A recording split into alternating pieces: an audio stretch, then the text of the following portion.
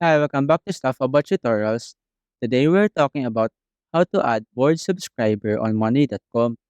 Maybe you want to keep your team in a single board to ensure that everyone is on the same page. So today I'm going to show you how to add board subscriber on money.com. Check video description and I will try to leave the written instructions. So let's start. First, open the monday.com application and log into your account. Once you're logged in, you will be taken to the home page.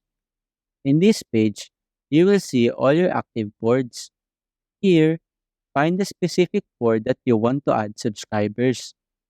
For example, I'm going to add a member on this board, so simply tap on it.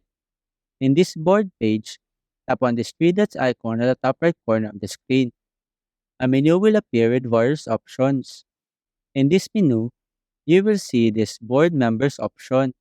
Simply tap on it. Here, you will see all the members of this board. Now, to add a board subscriber, simply tap on this Add Board Subscribers option. Here, you can see all your team members. Simply choose who you want to access this board.